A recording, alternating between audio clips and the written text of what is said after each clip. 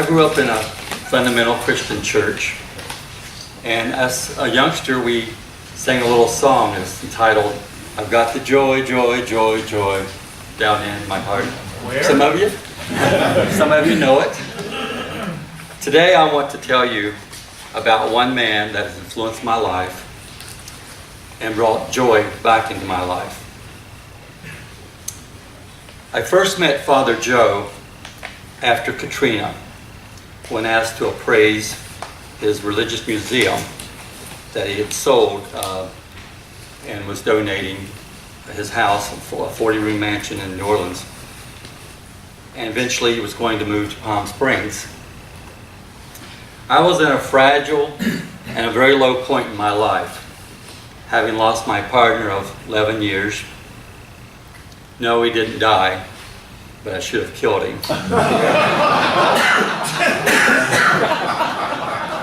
And then the loss of my friends and possessions in Hurricane Katrina. Joe taught me about what true friendship is all about, with no expectations. He became a partner in prayer and someone I could share my problems, and his relationship with God was an example that I had never experienced before with anyone else. God was number one in his life,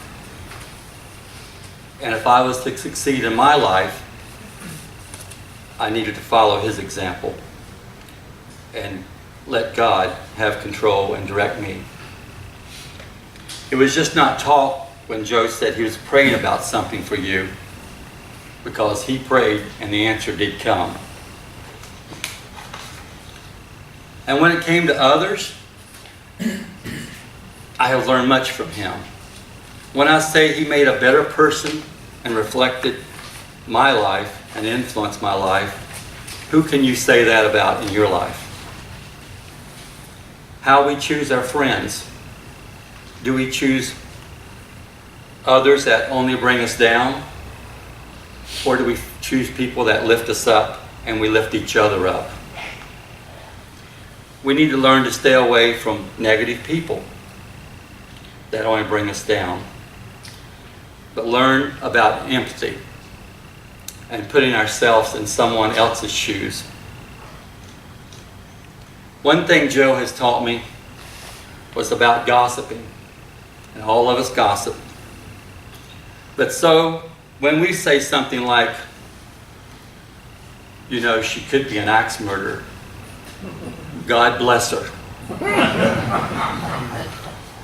Or, you know, she can be a real trip, God bless her. Don't expect to be treated fairly by everyone in this life. When someone hurts or mistreats you, look at it as an opportunity to grow in grace. And Joe has helped me to see that. And then Joe has helped me in learning not to use words like can't, won't, and never. God takes all the responsibilities, the impossibilities, and makes all things possible. Thus, He's helped me with my confidence, and I've learned to trust. When I decided to move to Palm Springs, I didn't know where the money was coming from. And Joe helped me to learn to pray the prayer of Jabez. If you don't know what the prayer of Jabez is, I'll be glad to share it with you. I pray it every day.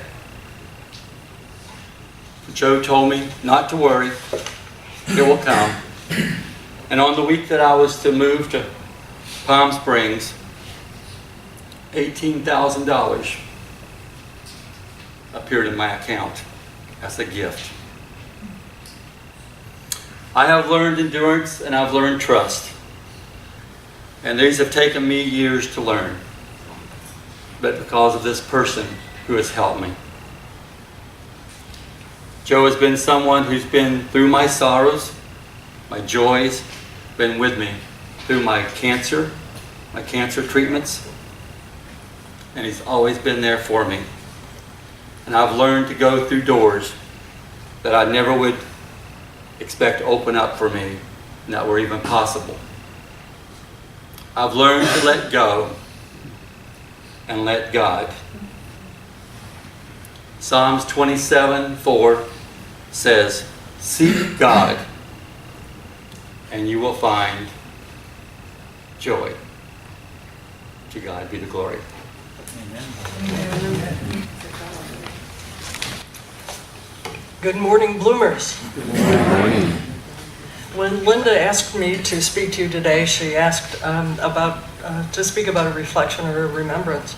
So I decided to talk to you about someone that I admired very much like Ken, when Dale was alive.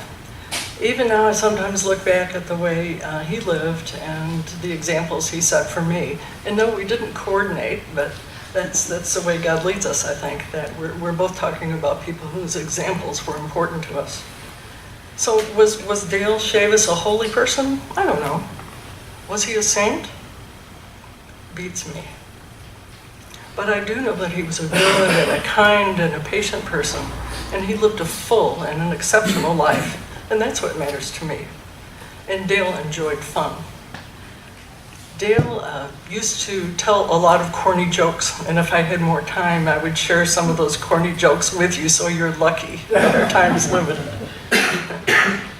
He used to send me those jokes sometimes from St. Louis, where he lived, and where we had become friends before I moved to the desert. Besides jokes, he also posted reflections and sent me various words of wisdom that are still important to me. One that I think is important right now is from the Sun Bear of the Chippewa tribe. I do not think the measure of a civilization is how tall its buildings of concrete are, but rather how well its people have learned to relate to their environment and to their fellow man. It's pretty simple. So Dale was born in the town of Red Springs in Robeson County in North Carolina in October 1963. His tribe, the Lumbee, made up some 38% of the county.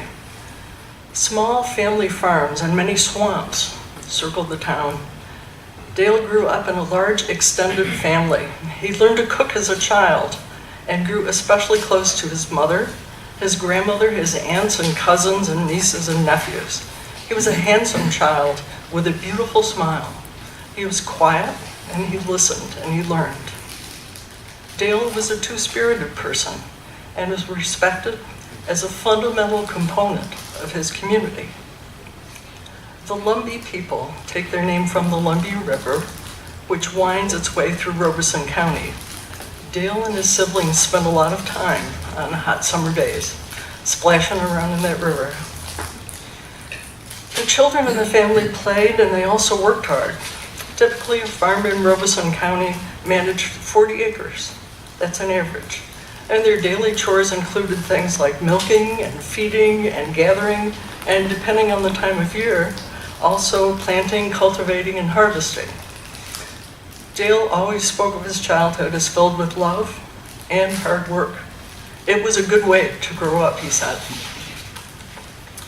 Dale graduated from Red Springs High School and went on to the University of North Carolina at Pembroke. Raised in an unquestioning yet supportive religious family, Dale was also called to ministry. Then for several years he worked as pastoral care director at Southeastern Regional Medical Center in Lumberton, North Carolina. In 2004, then he left North Carolina to attend university in St. Louis, George Warren Brown School of Social Work, for any of you social workers out there. So when I first met Dale, he had just moved to St. Louis and attended the MCC church where I was a member of the board of directors. I met Dale on his very first day in attendance. He was standing in line for a cup of coffee. I think I've met several of you in pretty much the same way here. As fate would have it, Dale was seeking a part-time position to support himself while he was taking graduate classes at school. And our church had an open associate pastor position that was perfect for him. And so began our friendship. I remember that Dale represented our church in our neighborhood's Holy Ground Collaborative. Our church was located in a diverse and really struggling neighborhood. With 7 congregations participating, we painted schoolyard fences, we volunteered for Habitat for Humanity, we visited with local nursing home residents, we held candidate forums and registered voters. We studied neighborhood development issues, held joint services to protest cuts against child and adult programs in Missouri, and we participated in blood drives and in the annual Pride Festival. At the Holy Ground Collaborative, people were drawn together by a deep respect for each other's faith traditions and practices.